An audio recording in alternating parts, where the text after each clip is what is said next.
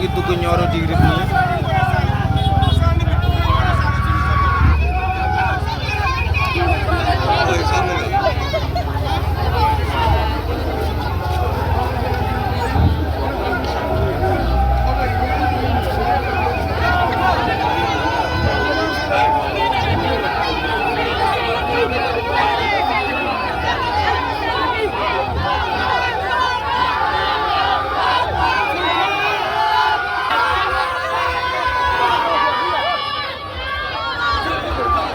boy bu leen yëkkati li suñu kam la mbooloo mi daw wuti ji ko Ousmane Sonko jóg na mbooloo mi daw wuti ji ko Nioro du Rip entrée Nioro voilà pro moo nekk na li si kanam mbooloo mi daw songi ji ko ni ñaa ngi noonu yëg ni pro wàcc yëg Nioro du Rip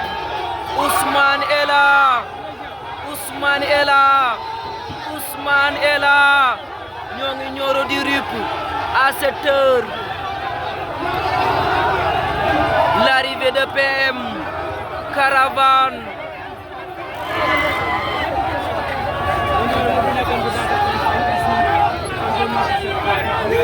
voilà PM mi ngi noonu ñoo ngi dugg Nioro du Rip voilà ñoo ngi dugg Nioro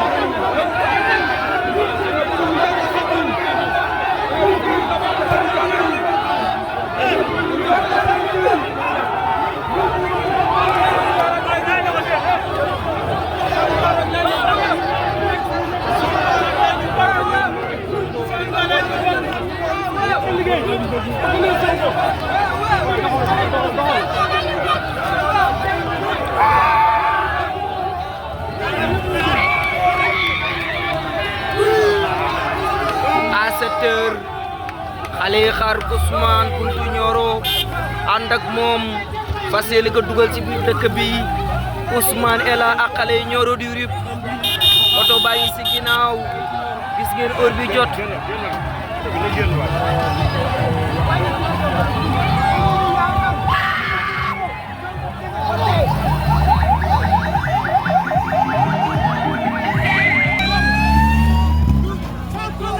ñoo ngi nii di dugg Nioro du Rip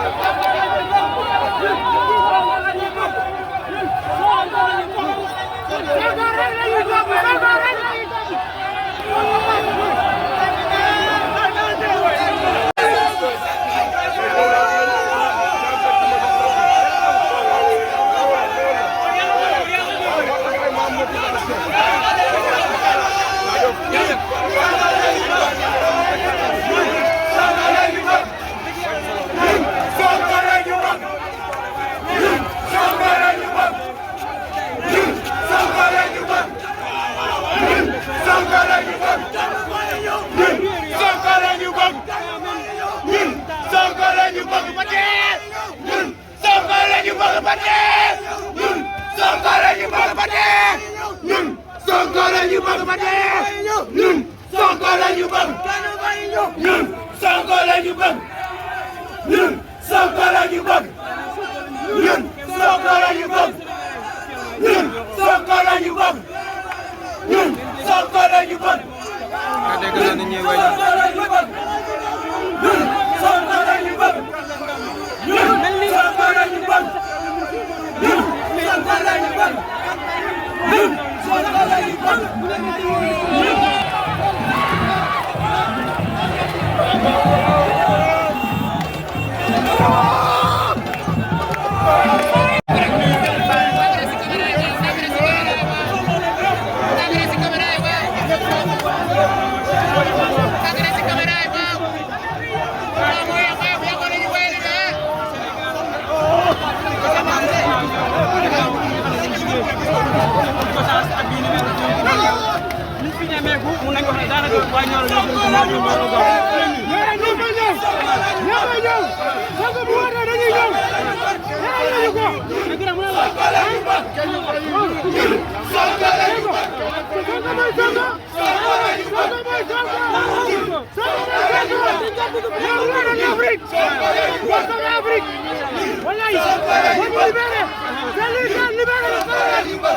Il a libéré tout le peuple.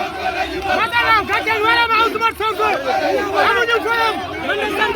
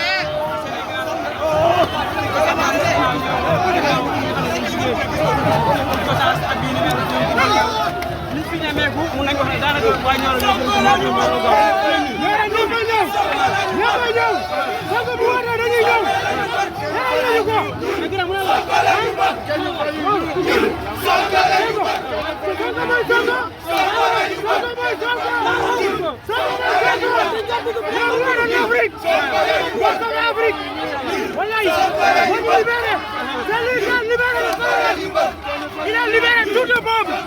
Maintenant, quand il va à Ousmane Sonko, amuñu fayam. Man de sant